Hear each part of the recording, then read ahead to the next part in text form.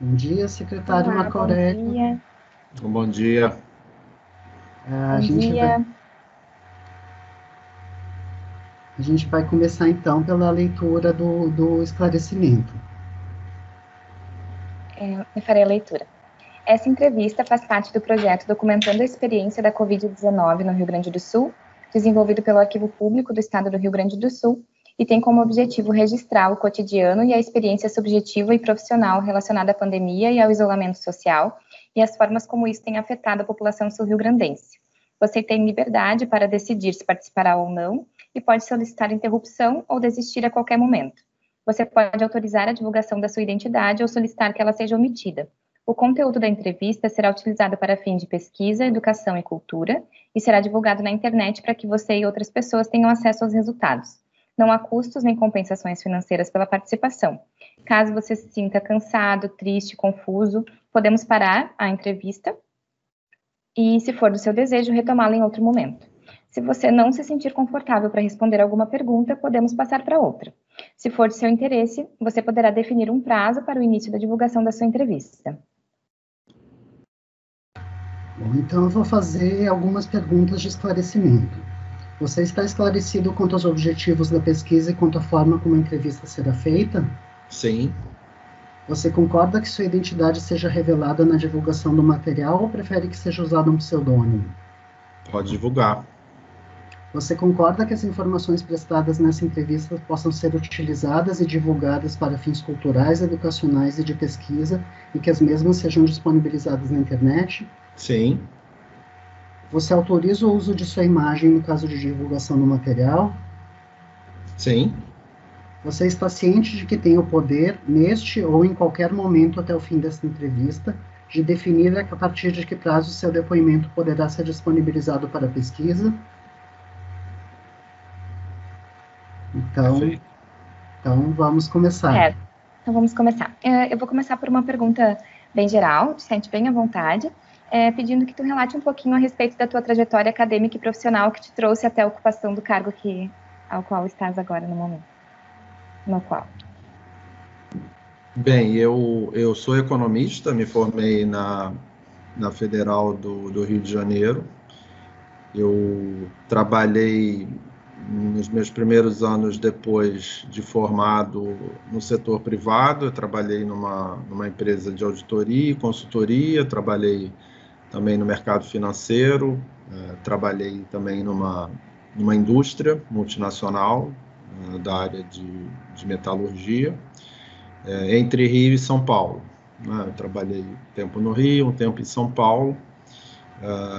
Fiz mestrado também na UFRJ e depois do mestrado eu fiz um período nos Estados Unidos de intercâmbio. Quando eu voltei, eu acabei indo para o setor público, fui trabalhar no BNDES, que é o Banco Federal, né, de Desenvolvimento Econômico, e eu realmente acho que com isso eu resgatei um pouco o sentido original, né, de eu ter escolhido fazer economia, que o que me atraía era exatamente lidar com a economia como ciência social, né, da sociedade, funcionamento econômico da sociedade. Eu acho que indo para o setor público, eu encontrei realmente a realização profissional maior, né? Embora o período no setor privado tenha sido muito importante para a minha formação, gostei bastante, mas eu realmente me encontrei no setor público. Então, depois do mestrado, eu fui para o BNDES.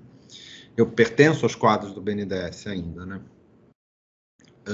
Durante algum tempo, e eu tenho mais ou menos 15 anos de banco, né, no BNDES.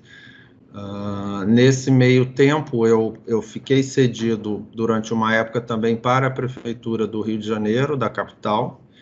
Eu fui convidado para ser subsecretário do Tesouro lá e depois eu fui secretário de Fazenda. Então, eu fiquei mais ou menos 4 anos e meio como secretário de Fazenda do Rio de Janeiro, na gestão do prefeito Eduardo Paes, entre 2012 e 2016, mais ou menos. Depois eu voltei para o BNDES, assim que acabou o governo Paes, eu voltei para o BNDES, onde eu respondia pela área de crédito, fui superintendente da área de crédito. Então, o convite para vir para cá veio pela minha experiência prévia de secretário, né, municipal, e aí nesse avançar normal da carreira, a gente acaba, né, conhecendo as pessoas e tendo referências e, enfim, conhecia o governador superficialmente, né? Quando ele era prefeito de Pelotas, eu era secretário do Rio de Janeiro, então algumas palestras de federação de prefeitos eu participei, né? Eu fui presidente da Associação de Secretários de Fazenda das Capitais durante uma época, então eu acabava tendo interlocução com a frente de prefeitos. E também por meio de economistas em comum, eu acabei recebendo convite para vir para cá. E estou como secretário desde o início do governo Eduardo Leite, né? Janeiro de 2019, estamos fechando agora 2 anos, metade do mandato. Então, minha trajetória, em linhas gerais, é essa. Eu acho que ele já respondeu a 3 e a 4, Clarissa. Vamos direto para 5, eu acho, né? A gente queria... A 3 tinha a questão de que modo o teu trabalho no serviço público te fazia refletir a respeito da própria abordagem teórica em economia. Se em algum momento quiseres comentar um pouquinho mais a respeito, fica à vontade, mas a 3 era essa e a 4 era como foi o convite para a participação no governo Eduardo Leite. 5, então, Rodrigo. Quais foram as primeiras notícias que tu tiveste sobre o coronavírus na China e quais foram as ações do governo diante da propagação no continente europeu e à medida que foi se expandindo para o Ocidente? Olha, é difícil precisar o momento em que a gente ouviu falar pela primeira vez. Eu acho que eu, como todo mundo, já em 2019, né, começaram a vir as notícias de que havia esse vírus. É claro que naquele momento não havia ainda uma compreensão da extensão, né? Já houve outras, até na última década, vírus, né, relacionados à gripe e seus derivados que causaram, né, atenção, mas não nessa proporção. Então, as primeiras notícias que acho que todo mundo ouviu não nos levavam a imaginar que haveria algo como o que a gente está experimentando. Eu acho que a partir do momento que o vírus chegou na Europa, né, e começou, em especial, a se passar uma situação muito grave na Itália, né, acho que veio se aproximando como em ondas, né, de que a gente estava diante de alguma coisa muito mais séria, né, muito mais grave. Mas eu acredito que, tal como todo mundo, né, essa consciência realmente de que a gente estava diante de algo dessa gravidade mundialmente, é algo que aconteceu ali por volta de março, né? Esse é quando a gente realmente teve a comprovação de que era algo que se espalharia pelo mundo todo e que precisava de medidas extraordinárias.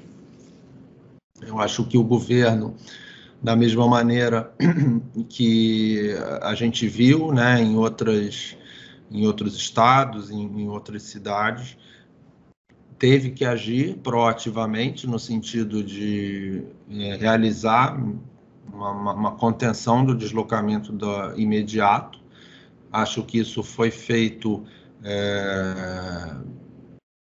aprendendo, né, de uma maneira urgente, né, e ainda sem ter, claro, toda a base para saber de fato o que estava acontecendo, qual era a melhor forma de controlar. Então, o que se teve que fazer no primeiro momento foi de fato um choque de isolamento, né, porque não havia ainda como estabelecer um protocolo se não se sabia, né, a extensão e quanto tempo duraria. Então, acho que primeira medida que foi feita, né, e os governadores e prefeitos, especial os governadores, fizeram isso mais ou menos ao mesmo tempo, foi fazer, né, um isolamento imediato, né, para evitar que a gente acelerasse ainda mais a curva de contaminação. Depois o governo, claro, fez um modelo, né, de distanciamento, que acho que todos conhecem, que foi nacionalmente reconhecido, e se procurou conciliar, né, a contenção da propagação do vírus, que é muito importante para permitir que a rede de saúde não se esgote, né, não deixe pessoas sem atendimento, ao mesmo tempo criando protocolos para que as atividades econômicas consigam respirar, né?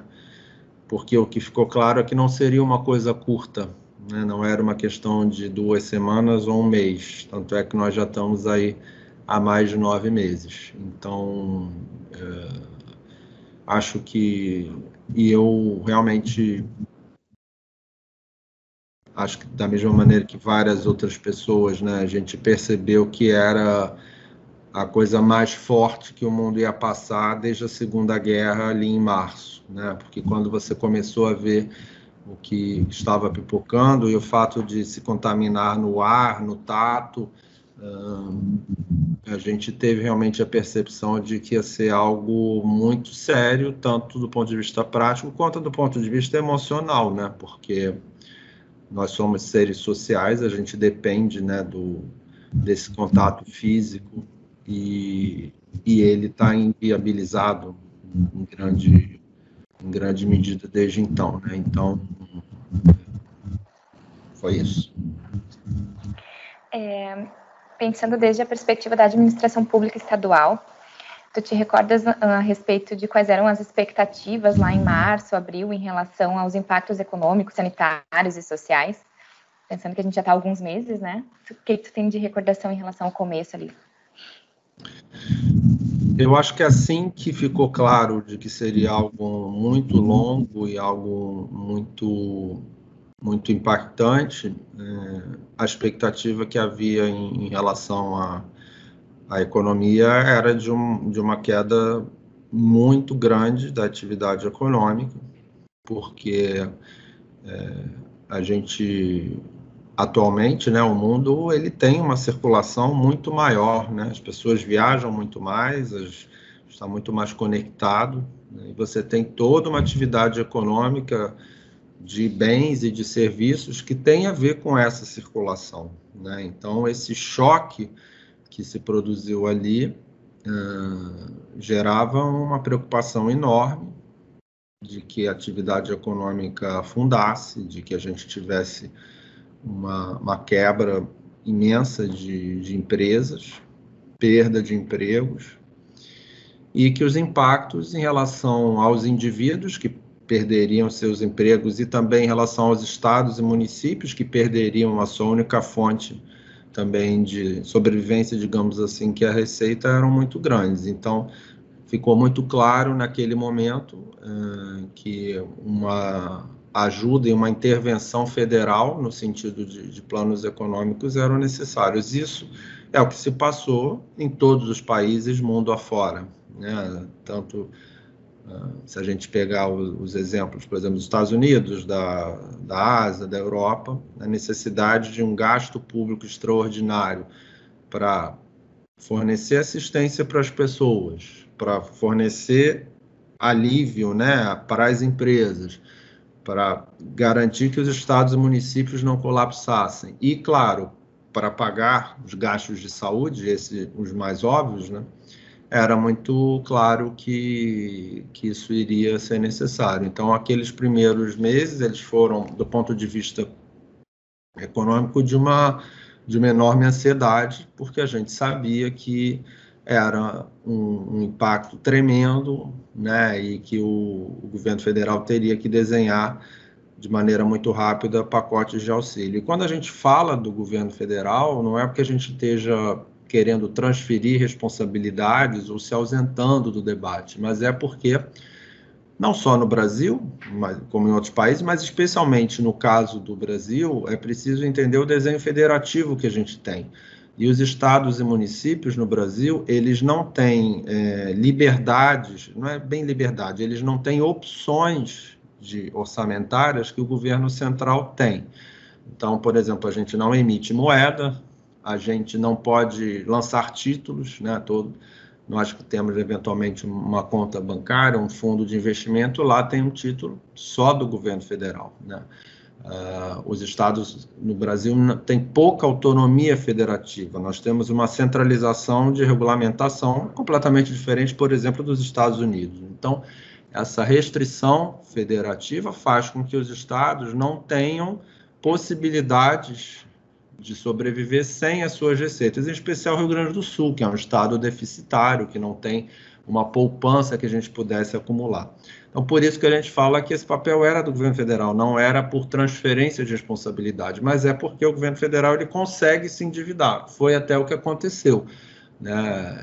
Que é um problema que a gente tem agora. A dívida pública federal aumentou enormemente, porque ele tinha essa opção de gasto. Nós não tínhamos, não havia de onde tirar dinheiro para a gente prover o auxílio às empresas e aos indivíduos. Então, esses primeiros meses eram dessa ansiedade, porque a gente sabia que o choque seria muito grande e que era necessário agir rápido, inclusive porque pessoas poderiam passar fome, né? A quantidade de pessoas que ficaria naquele momento sem renda nenhuma era um problema social gravíssimo. Então, até que esses programas federais começassem a chegar, a gente teve meses muito difíceis do ponto de vista financeiro, né?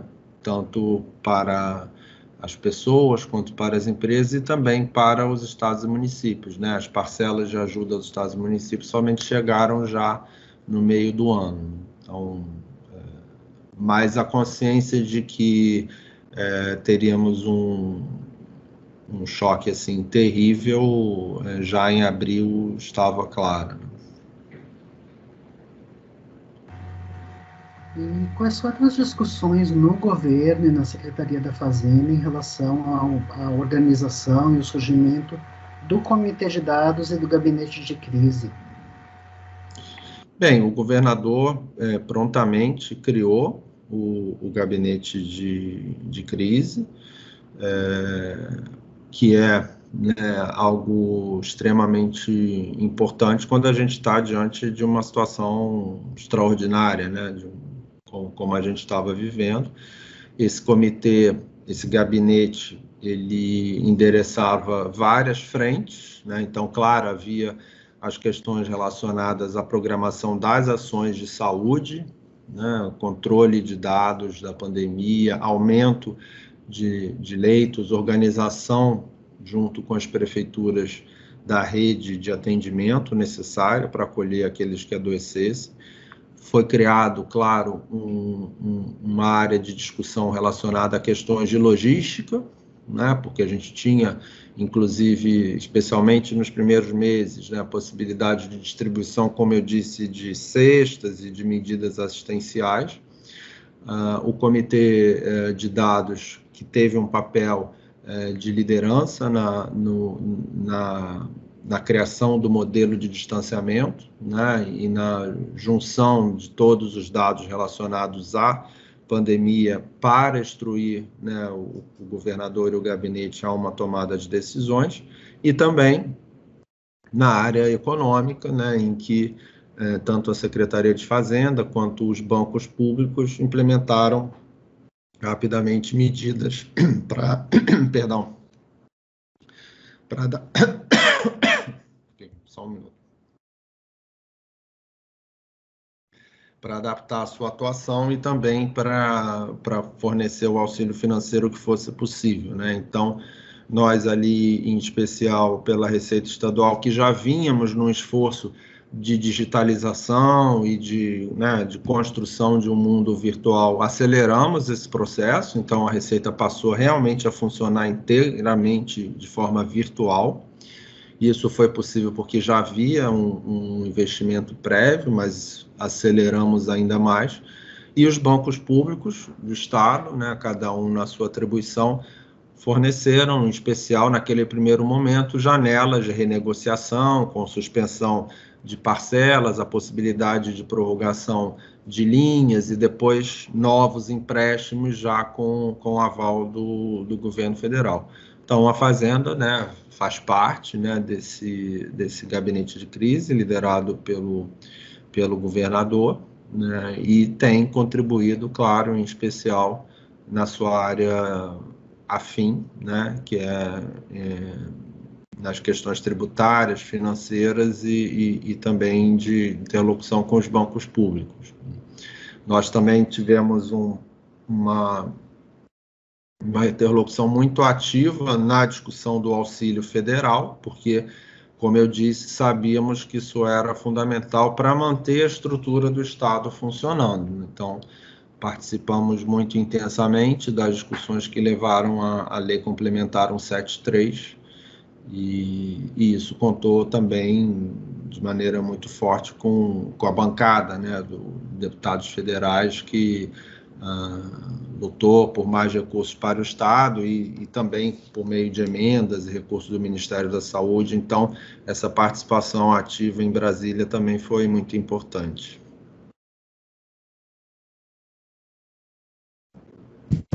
Esquecemos de te avisar o áudio enquanto falamos para a gente se comunicar também, né? Quando eu ou o Rodrigo queremos fazer alguma pergunta, a gente brinca com o nosso microfone aqui. A próxima pergunta tem a ver com a atuação do gabinete de crise ainda, né? Pensando que o gabinete composto especialmente pelos secretários de Estado é uma esfera eminentemente política, e nós gostaríamos de registrar um pouquinho como o gabinete tem trabalhado em relação aos recursos trazidos pelas prefeituras, associações, considerando os elementos técnicos, científicos e políticos que envolvem essas decisões. A gente sabe que, ao longo da pandemia, o modelo de distanciamento controlado e o sistema de bandeiras, ele já sofreu algumas mudanças, né? Em alguns momentos tentando partilhar mais as decisões com prefeituras. Então, um pouquinho do teu relato a respeito dessa trajetória. Eu acho que o que a gente tem é o que se chama normalmente de curva de aprendizado, né, que é natural. Como eu disse, a gente estava diante de uma situação absolutamente extraordinária, né? Não houve nada parecido no mundo, certamente. Bom, se a gente for falar de pandemia, acho que a última que teve alguma coisa parecida tem 100 anos, né, que foi a gripe espanhola. E se a gente falar do ponto de vista de algo que afetou praticamente todo o mundo ao mesmo tempo, acho que só as guerras mundiais, né, tiveram uma amplitude tão grande. Então, a gente estava diante de uma situação absolutamente extraordinária e que envolvia a vida das pessoas, né, que é a coisa mais importante que existe. Então, é claro que o primeiro momento foi extremamente intenso, né, do ponto de vista de adaptação, né, era necessário fazer isolamento, e a cada dia você tinha uma informação, uma nova situação. Então, foi uma situação para a qual, de certa forma,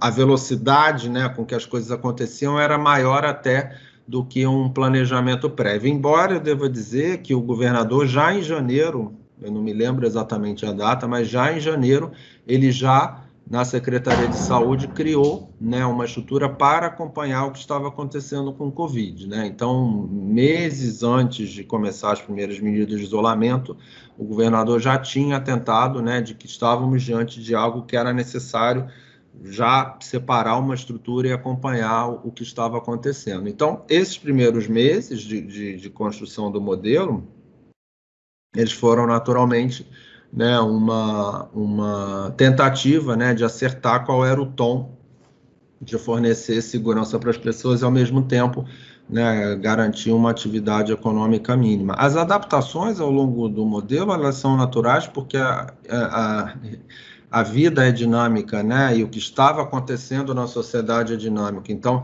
não faria nenhum sentido a gente ter uma coisa rígida, né, que não fosse sendo trabalhada à medida, né, que novas informações iam chegando ou que a própria pandemia ia evoluindo, né? Então, a partir do momento que o Estado já tinha uma estrutura central, né, modelada e comunicada para a sociedade, era natural também, né, um papel maior das prefeituras. Naquele primeiro momento era necessário uma centralização maior, até porque não havia como, né, cada prefeitura também sair, isso iria confundir de uma tal maneira a sociedade que não seria natural. Então, isso evoluiu naturalmente, né, para flexibilizações que têm a ver com a própria dinâmica da sociedade, né? A sociedade não é algo estanque, não havia por que permanecer, né, sempre com o mesmo modelo.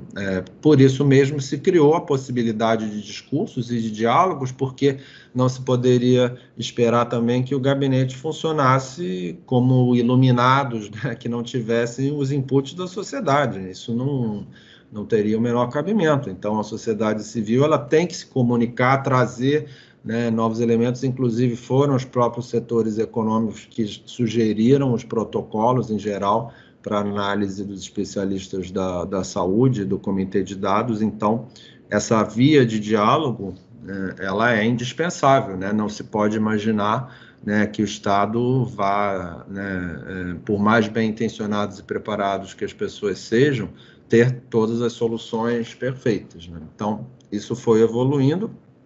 O gabinete, claro, nos primeiros tempos ele se reunia diariamente, porque era o momento, né, mais intenso.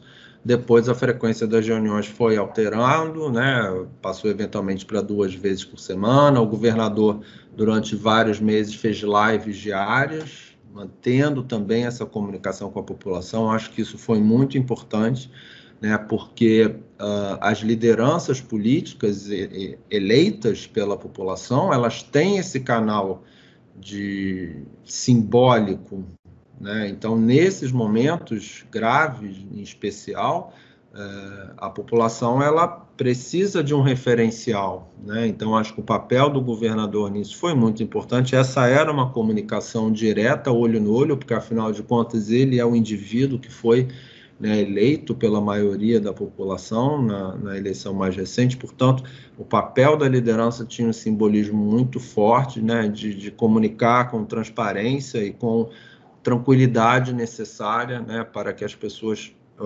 ficassem também cientes, né, do modelo.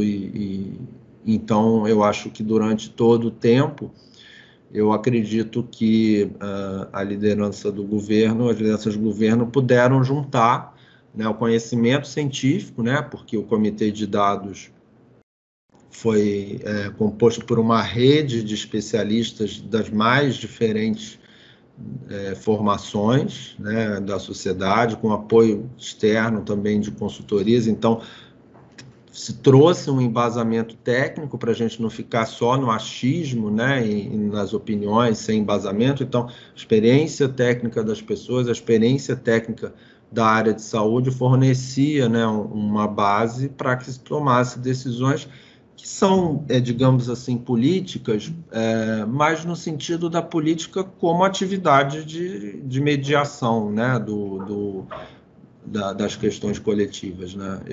Eu acho que, às vezes, quando se cita a palavra política, virou um adjetivo relacionado a uma coisa negativa, né? Eu não concordo com isso. Não acho que técnica e política sejam adjetivos. Elas são atividades, elas são dimensões da sociedade, né? Às vezes, uma pessoa como eu, por exemplo, tem uma formação de especialista técnico, traz a sua contribuição pública por meio, né, de uma formação. Outras pessoas trazem a sua contribuição pública por meio de eleição, por meio do voto, mas uma atividade não é melhor do que a outra e elas não são adjetivos. Então, quando se fala isso foi uma decisão política, em qualquer circunstância, não estou falando especificamente da pandemia, não pode ser lido como uma coisa negativa, porque fora da política o que nós temos é a ditadura. E essa, com certeza, é uma opção pior.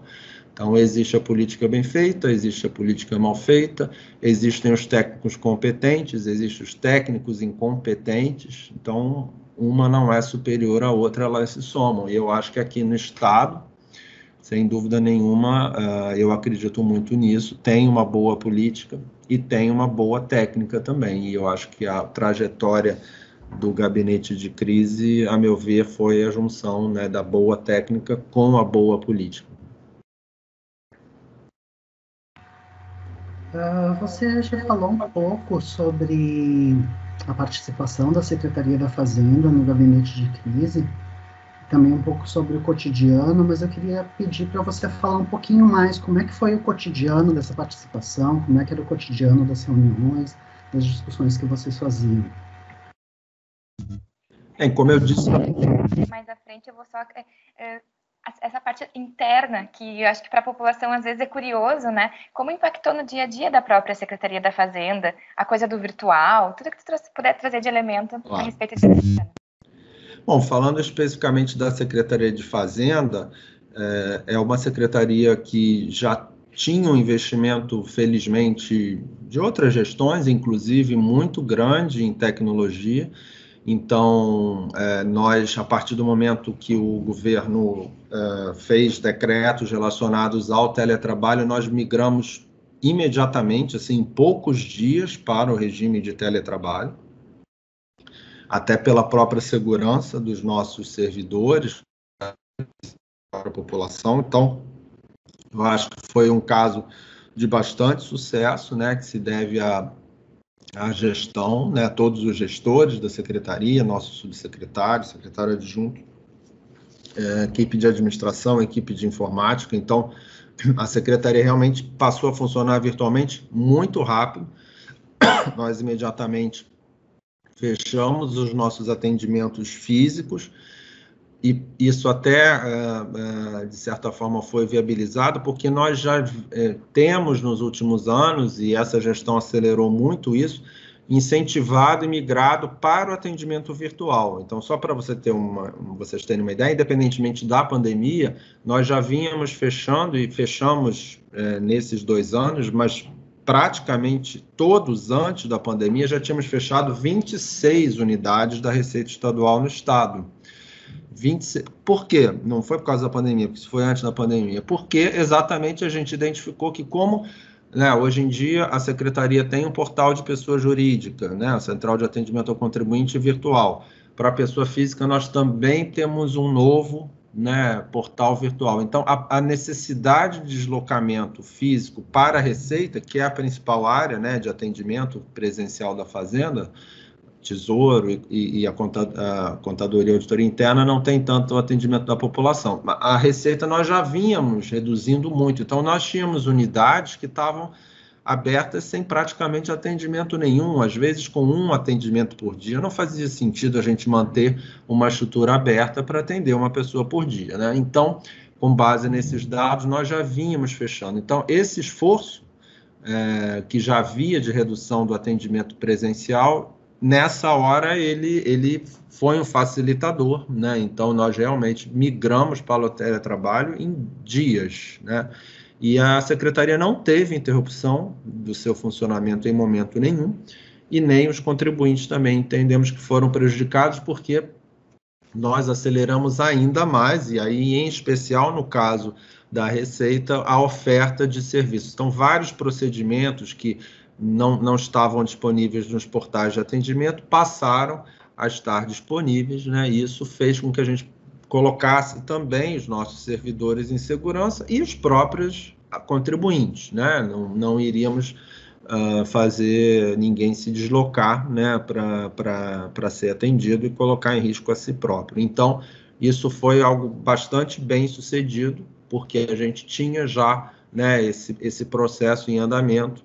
E também o Tesouro, né, hoje ele funciona integralmente virtual. Durante todo esse tempo nós não tivemos problema nenhum. É claro que algumas atividades, por exemplo, de fiscalização, né, da Receita, algumas atividades da auditoria interna, o contato pessoal, né, ele é importante, né? Então essa parte faz diferença, e a gente tem, claro, mantido essas atividades com os protocolos e com as seguranças necessárias, mas praticamente toda a secretaria foi para o modo virtual muito rapidamente, né? E eu acho que isso foi um caso de sucesso, porque nós tínhamos esse investimento prévio. E também procuramos lançar serviços novos que pudessem auxiliar, né, as pessoas que são o público da secretaria. Então, o Tesouro, por exemplo, lançou novas versões do aplicativo do servidor, né, que é para dar mais funções, né, para o servidor consultar, né, suas informações e fazer procedimentos de maneira totalmente virtual. A Receita também posso dar o exemplo aqui do aplicativo Menor Preço, que a gente tinha lançado ano passado. É um aplicativo no qual as pessoas podem consultar preço da gasolina, preço de bens, né, que tenham sido vendidos há pouco tempo. A gente pega as informações da nota fiscal e gera um aplicativo que é um aplicativo para as pessoas pesquisarem. Eu quero saber aqui perto de mim onde é que está vendendo o litro de gasolina mais barato. Não é um aplicativo de compras, mas é um aplicativo de informação. Então a pessoa pode consultar, olha, nos últimos 10 minutos vendeu a gasolina a tantos no posto ali na rua tal. Então, isso é um serviço para a população, e aí a gente criou uma aba Covid, né? Então, muito rapidamente, naqueles primeiros meses, em especial, as pessoas podiam consultar onde é que estavam vendendo aqueles produtos, né, de proteção individual, como máscaras, como álcool gel, como testes rápidos de Covid. Então, esse foi um serviço também para a população que a gente procurou fazer. E outra coisa bastante importante foi um boletim semanal da Receita, em que a gente procurou e conseguiu, eu acho, né, fazer um termômetro da atividade econômica. Então, toda quarta-feira, naqueles meses mais intensos da pandemia, a gente fazia uma divulgação de um boletim muito extenso com o movimento de notas fiscais emitidas do ICMS. Então, como é que estavam as notas fiscais ao consumidor, das empresas, por setor industrial, por setor do varejo, combustível, que é um produto também que paga ICMS, então como é que estava o preço da gasolina, a venda da gasolina, transporte intermunicipal de passageiros, transporte de cargas. Então toda a atividade econômica relacionada ao ICMS, a gente bolou um boletim, em que acho que foi um serviço importante também de monitoramento da atividade econômica, e teve um reconhecimento. A gente chegou a ter inclusive boletins do Banco Central utilizando os dados do Rio Grande do Sul. Eu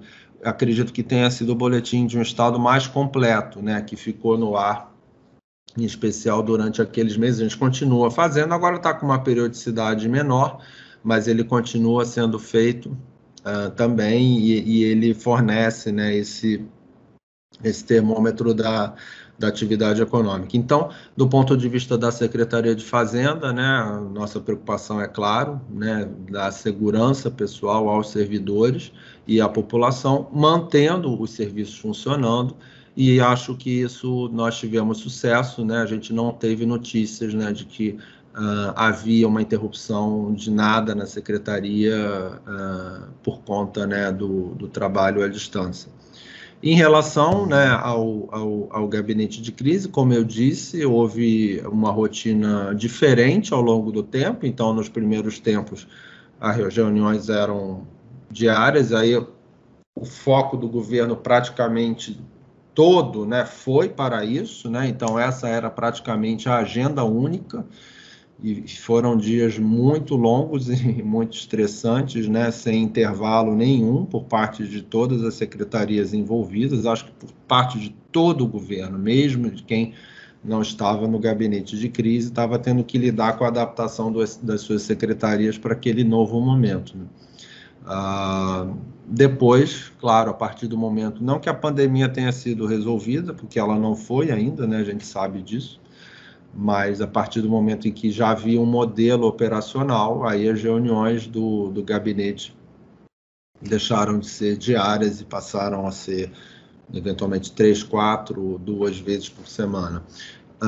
O funcionamento da agenda, né, ele era coordenado em especial pela Secretaria de Governança e Gestão Estratégica na época, né, e a agenda versava, em geral, sobre todos esses aspectos que eu mencionei. Então, claro, principalmente, primordialmente, a situação da pandemia. Então, os dados da Secretaria de Saúde, os dados do Comitê de Dados, né, as discussões do distanciamento, os protocolos a serem seguidos, as bandeiras, os recursos. Então, essa sempre foi, digamos assim, o grosso da agenda do gabinete de crise, além, né, das outras discussões relacionadas também à atividade econômica e aos outros temas complementares, né? Então, é um pouco essa história que a gente teve. Essa pergunta, em algum aspecto tu também já comentaste, mas registrar alguma coisa. Quais têm sido os desafios, ou pensando em perspectiva, né, e considerando o avanço e as mudanças nas etapas, digamos assim, da pandemia, os grandes desafios da condução da Secretaria da Fazenda durante a pandemia? Olha, eu diria que nós tínhamos alguns diferentes desafios. Primeiro, não necessariamente em ordem de prioridade, né? Mas diria que igualmente importante.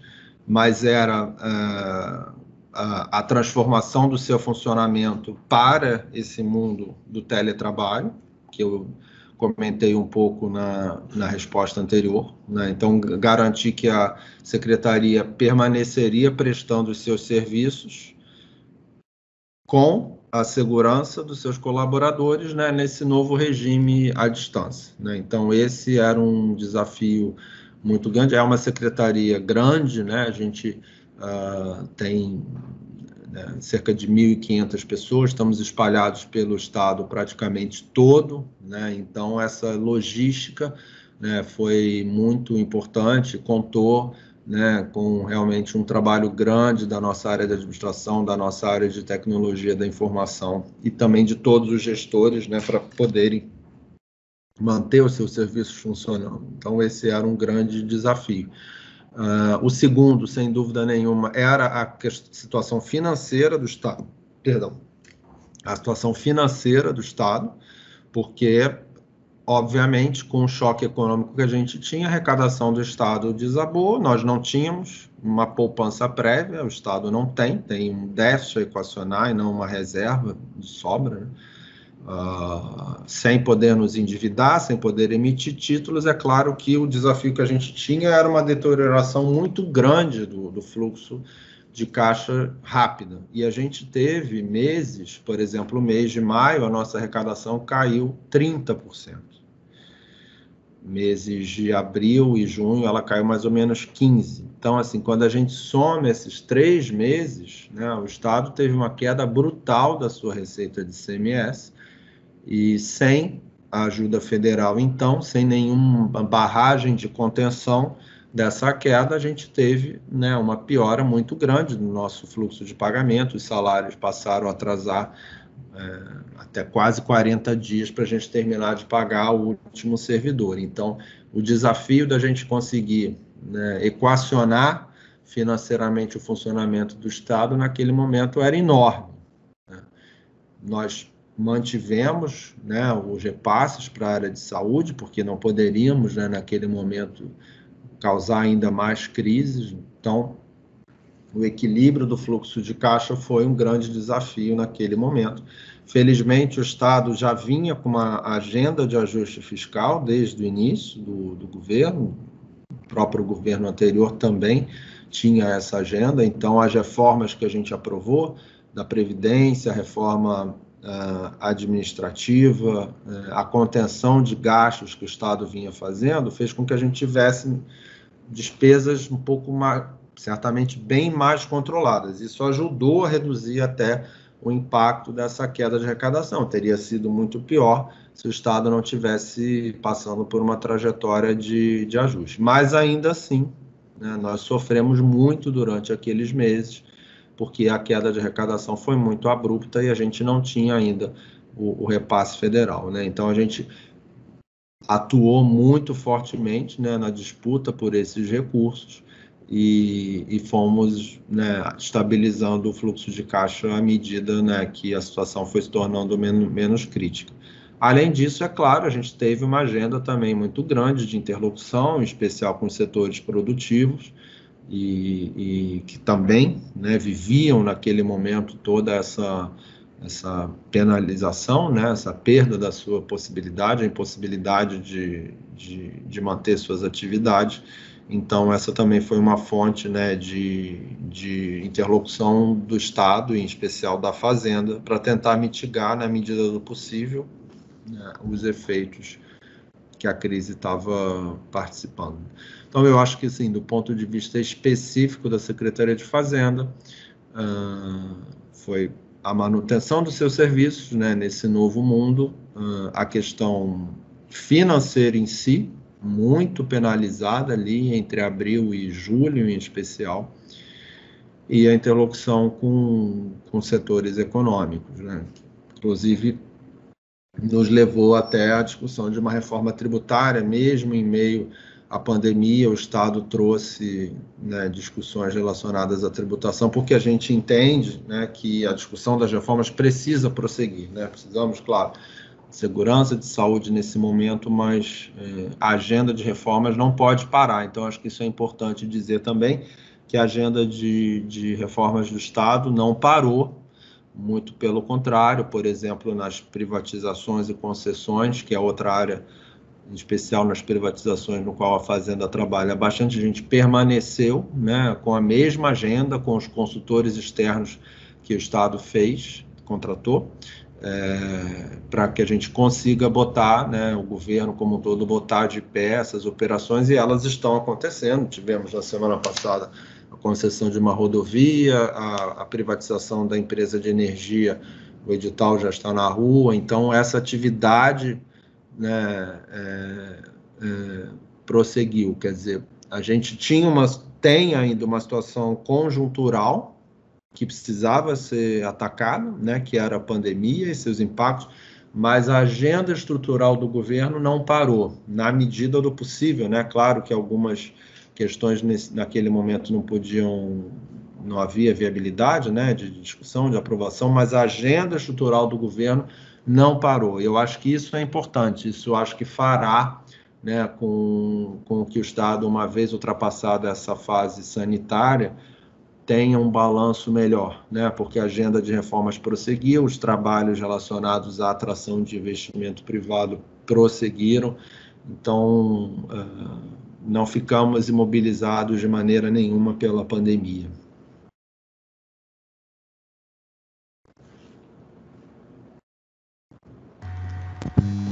Acho que a 11 já foi, né?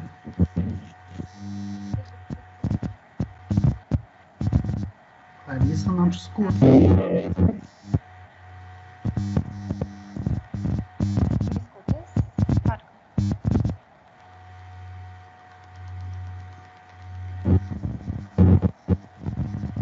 E agora? Agora sim. Acho que é o contato. Não dá para te entender.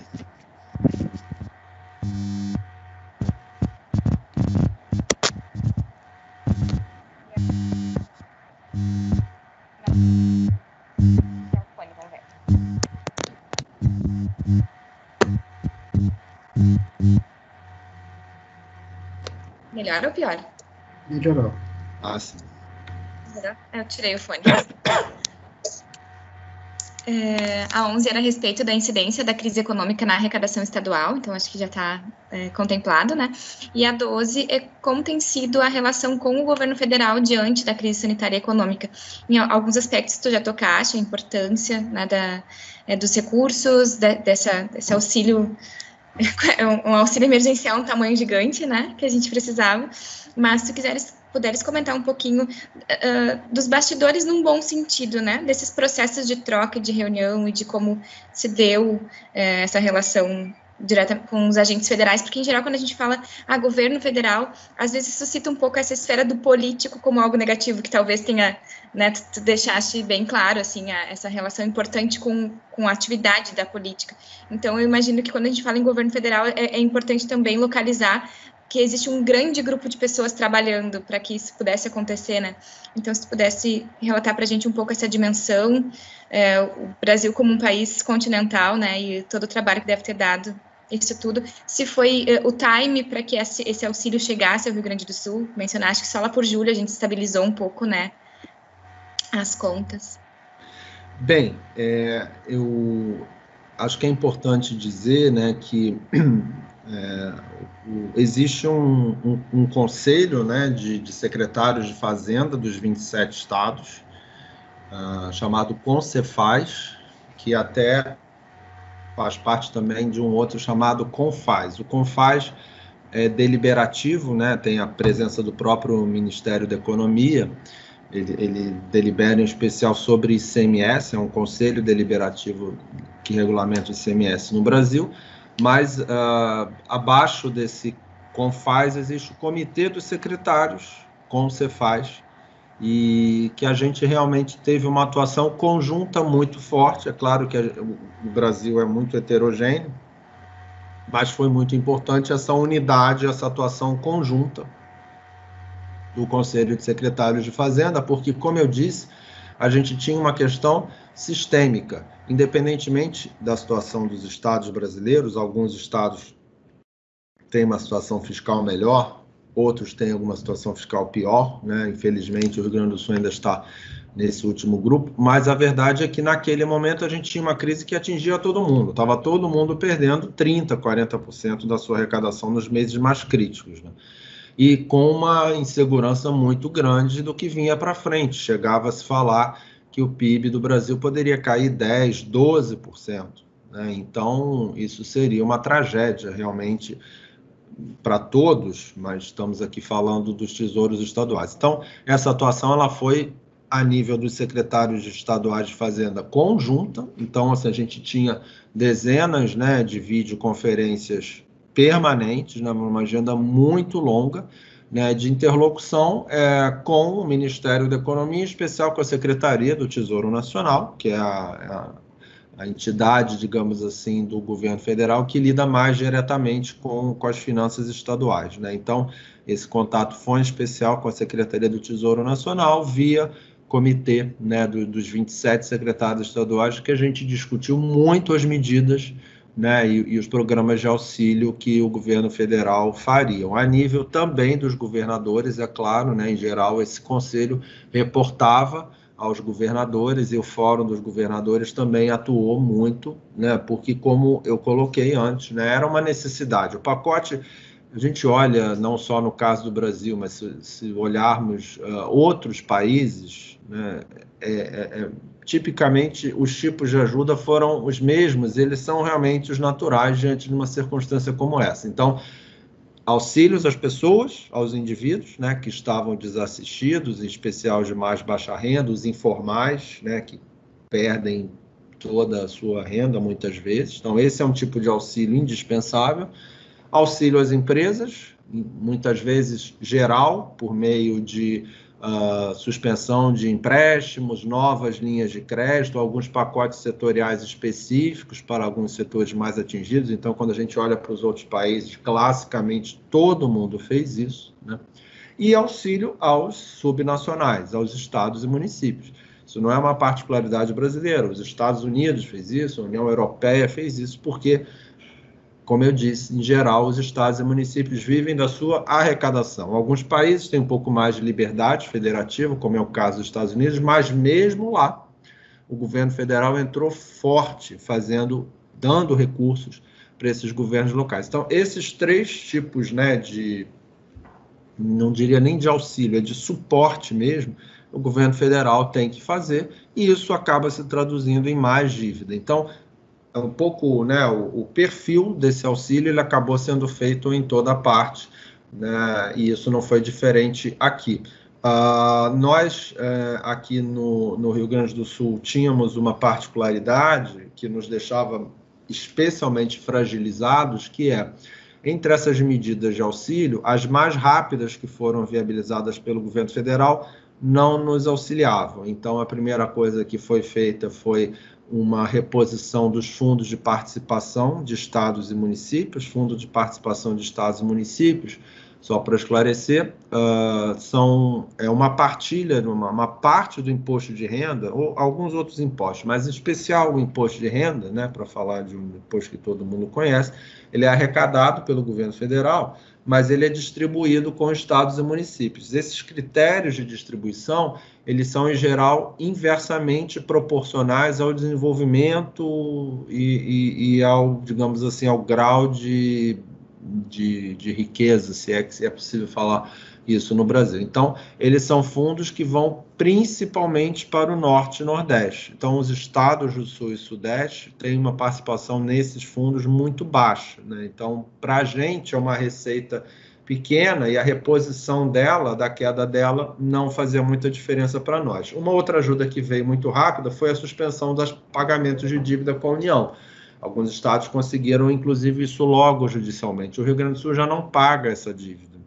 Então, a suspensão dessa parcela para a gente também não significava nada do ponto de vista de fluxo. Então, a nossa questão era a queda do ICMS, que estava caindo 20%, 30%. E essa queda, essa reposição foi a que demorou mais, foi a que veio por último, né? Ela dependeu ainda da aprovação de uma lei complementar que tomou alguns meses de debate no Congresso. Então, estados muito mais assim da região sul e sudeste, mas em especial, eu diria o Rio Grande do Sul, Minas Gerais, Rio de Janeiro, que não tem, né, muito FPE, principalmente o Rio Grande do Sul, e que já não pagavam a dívida com a União, esses ficaram, digamos assim, sangrando mais tempo, né, porque as medidas que começavam a chegar não traziam reforço para a gente. E é por isso que a gente sempre colocou muito fortemente que sem uma reposição de arrecadação baseada no ICMS seria um colapso aqui, né? E não era, como eu disse, por vontade nossa ou por visão, era um fato, né? Não havia nada que repusesse a queda do ICMS. Então, essa atuação conjunta, né? Porque não era uma questão só nossa, né, foi muito importante, e também a nível político, né, por meio dos governadores e dos deputados federais. Então, isso foi algo também muito importante. É claro, todos esses outros programas, eles são muito importantes, porque, afinal de contas, a gente não está falando aqui de salvar o governo para ele próprio, né? A gente, na verdade, o que interessa é a sociedade, são as pessoas, né? O governo existe para isso. Só que se ele não tem, né, os recursos, ele prejudica a sociedade, né? Então, quando a gente fala do Tesouro Estadual, a gente não está pensando para dentro, né? A gente está pensando num recurso que vem e que é gasto imediatamente, né? Ele não fica conosco, ele vai para a sociedade, sob a forma dos seus pagamentos, dos seus salários e todo o resto. Essas medidas econômicas e de assistência social também, né, para os auxílios, né, financeiros, também eram coisas muito importantes, né, que o Concefaz também tratou e que ajudaram a reduzir o peso da atividade econômica. O Brasil deve terminar o ano aí com uma queda do PIB entre 4% e 5%. Isso é muito menos do que se chegou a temer, né, que se quer mais do que 10%, mas isso teve um custo enorme na dívida pública federal. Então, o tamanho do auxílio financeiro do Brasil como proporção do PIB foi alto, foi grande, o governo federal despendeu bastante, mas a herança disso é muito mais dívida, né? Então, por isso que eu digo que a situação fiscal do governo federal é de todos. Essa questão do equilíbrio fiscal, das finanças públicas, é um tema difícil, né, para as pessoas materializarem isso na vida, e muitas vezes alguns têm a visão de que isso é isolado do desenvolvimento econômico e social. Não é. Quando a gente não promove o equilíbrio fiscal, quando a gente toma medidas que não são relacionadas ao equilíbrio fiscal, nós estamos erodindo as bases do crescimento econômico e as bases do auxílio social aos mais desprevenidos, né?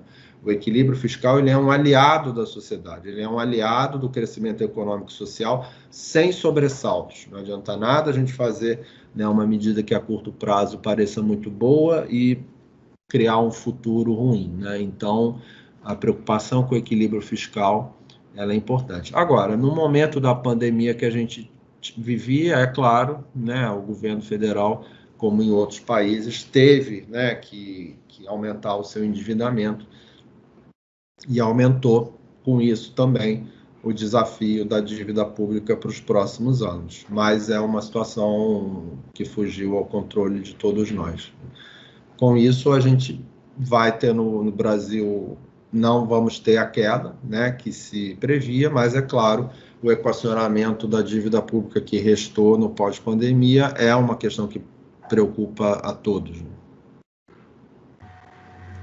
queria fazer uma questão que não está no nosso questionário, mas me suscitou. Você colocou muito bem que não é um auxílio, né, é um suporte. As discussões relativas à vinda desse suporte, à obtenção desse suporte, foram muito difíceis? Quais foram as dificuldades nessa discussão?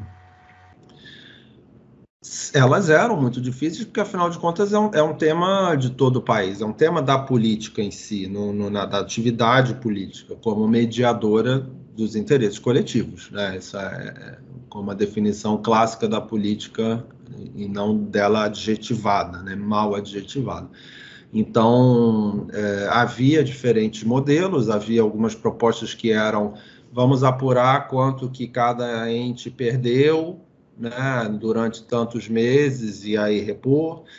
Acabou vindo sob a forma de um auxílio fixo, né, durante 4 meses. Os critérios de distribuição desses valores entre os estados e municípios também eram tudo isso são questões coletivas, né? Quanto vai se repor, por quanto tempo e por qual critério? Acabou tendo um critério misto, né, que misturava um pouco do ICMS com população, com outras questões.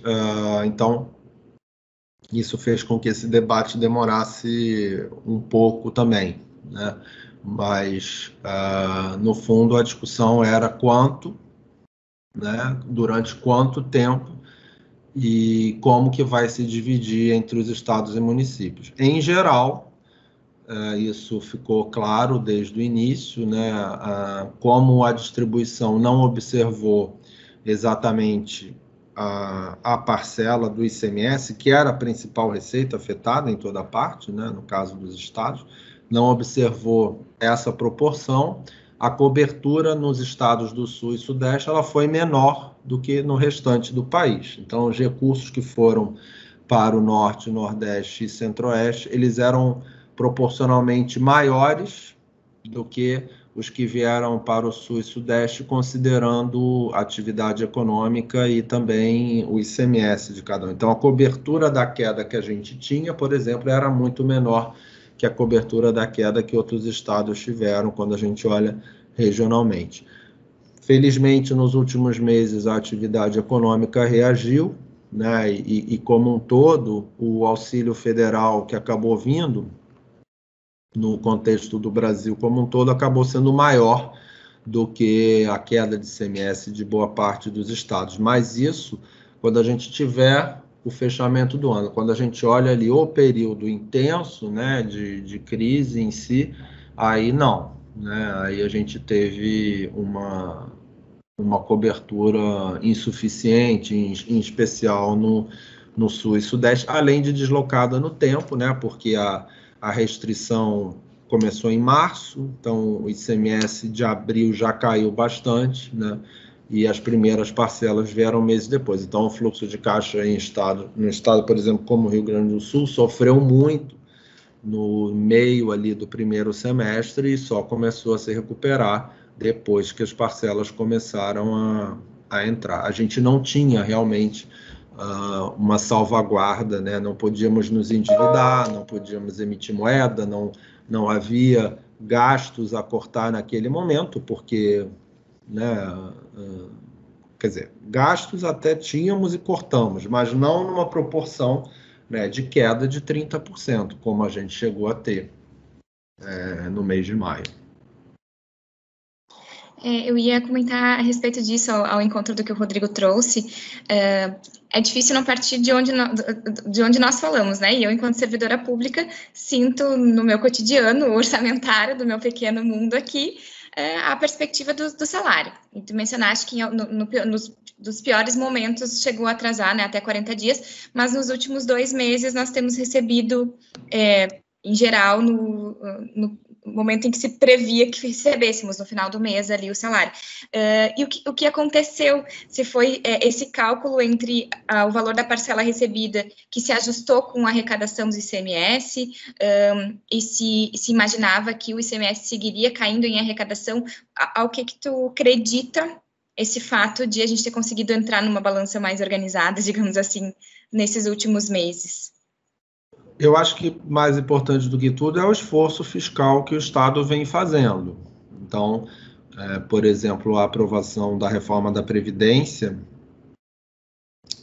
e da reforma administrativa também, mas a curto prazo, em especial, a reforma da Previdência, né, ela tem garantido, né, um aumento, uma redução do déficit previdenciário, que é o maior déficit do Estado, né? Então, as contribuições dos servidores e do Tesouro para a Previdência não pagam o volume das aposentadorias que se precisa pagar no mês a mês. Então, a reforma previdenciária, ela passou a gerar, em especial a partir de abril, né, um fôlego, ou pelo menos uma redução, né, do estrangulamento financeiro para o Estado, né? Então, além disso, né, o controle rígido das despesas que nós temos feito, das outras despesas passíveis, né, de corte, elas foram importantes. O auxílio do governo federal na área de saúde também foi bastante grande. A saúde passou a contar com recursos extraordinários, né, e a gente mantendo, né, a regularidade, né, das nossas cotas para a saúde, a gente permitiu, né, com que a área de saúde ampliasse os seus gastos,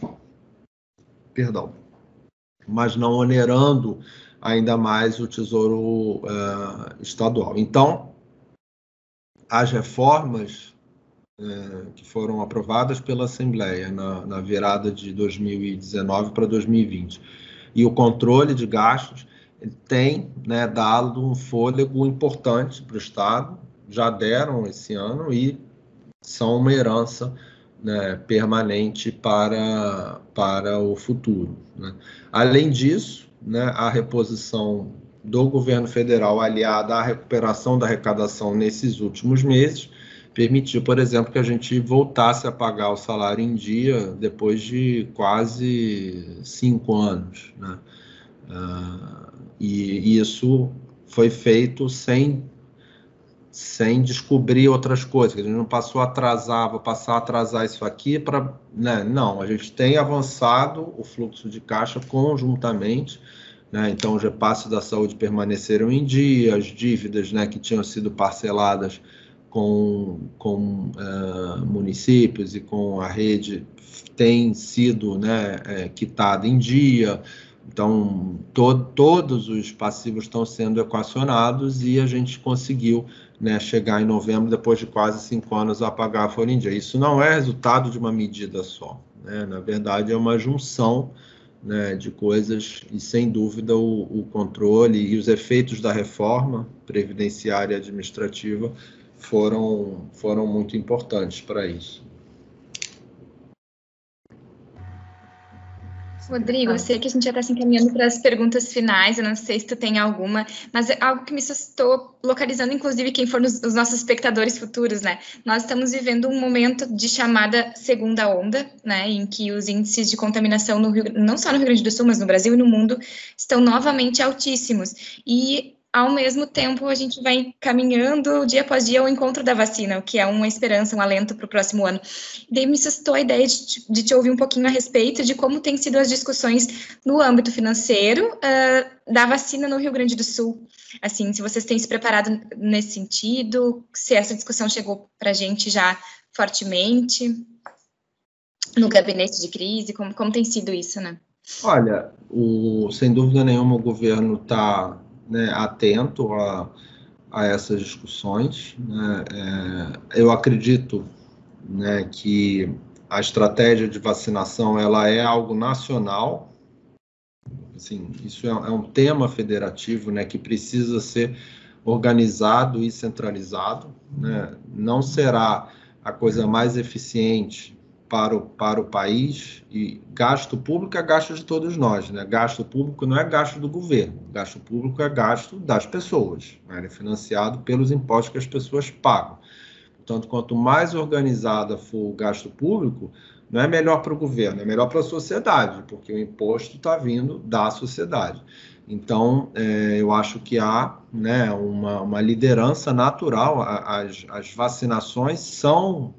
O Brasil já faz isso, né? As campanhas de vacinação, elas são uma articulação nacional, né? Não tem sentido ser, né, de maneira diferente, né, e eu acho que os governadores, junto com o Ministério da Saúde, têm, né, se articulado para que isso aconteça e para que isso seja feito de uma maneira organizada e centralizada. Eu acho que será muito melhor para o país, representará uma administração mais eficiente, tanto do ponto de vista da saúde pública, quanto do ponto de vista do gasto público, né, se isso for feito de uma maneira articulada. E eu acho que é isso que o Ministério da Saúde, em articulação com os estados, está procurando fazer, né? Claro que o Estado também está atento, né?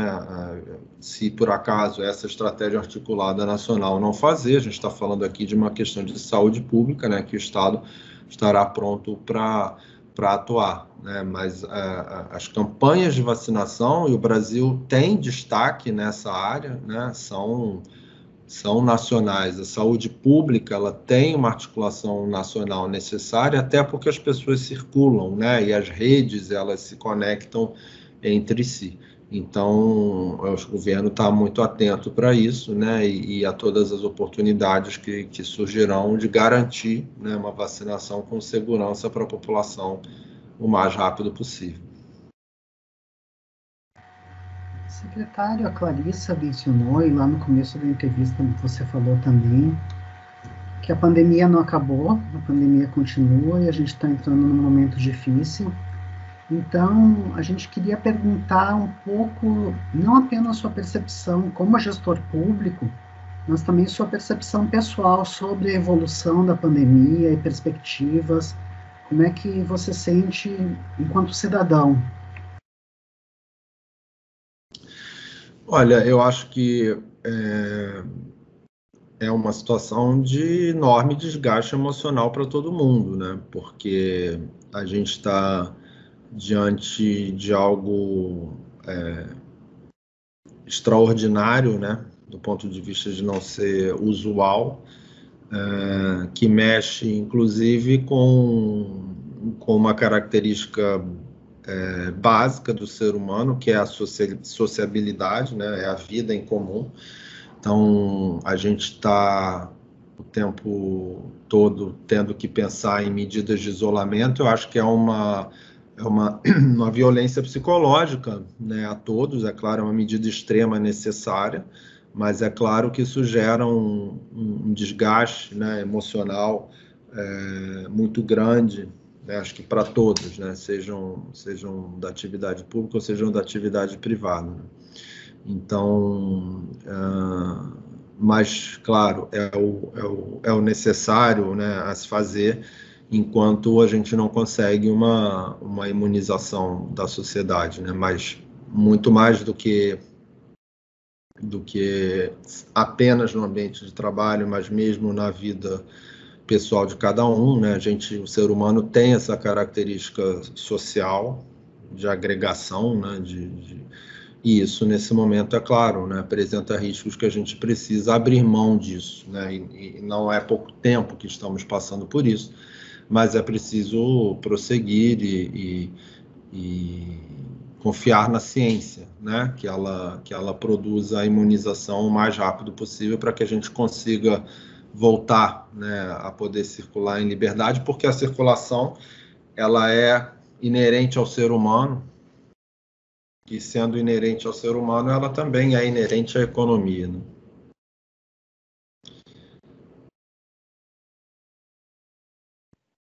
Eu me empolguei pensando aqui na circulação em liberdade e esqueci que a próxima pergunta era eu. Na verdade, nós não temos mais nenhuma pergunta específica. A mim me cabe agora te perguntar se tem algo mais que tu gostarias de relatar que não tenha sido perguntado nessa entrevista. Eu acho que só dizer que a gente está passando por uma fase realmente que acho que vai ficar marcada, né, na história humana e na história de cada um de nós.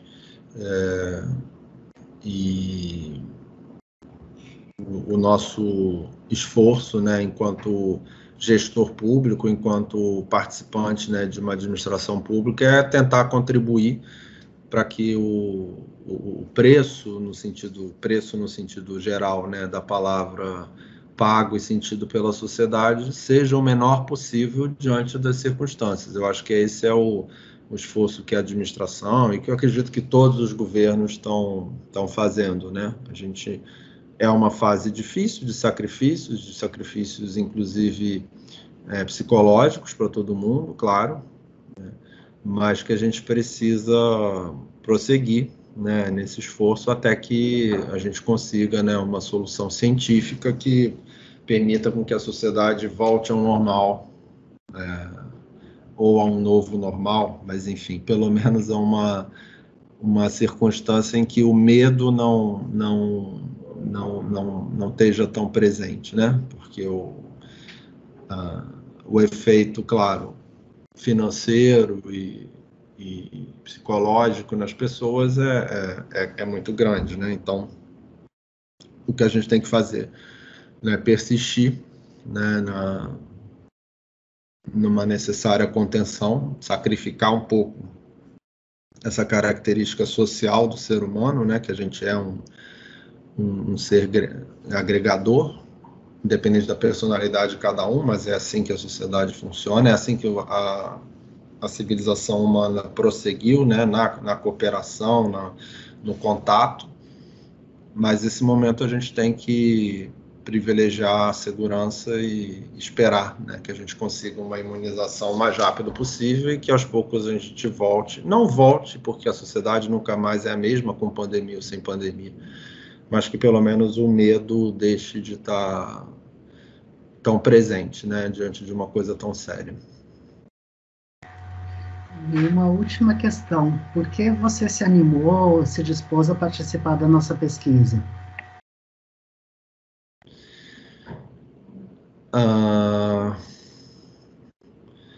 Olha, isso para mim é uma coisa muito natural, né? Eu acho que refletir sobre o mundo que a gente vive, independentemente da circunstância, é uma coisa muito natural em mim. Então, recebi o convite, né,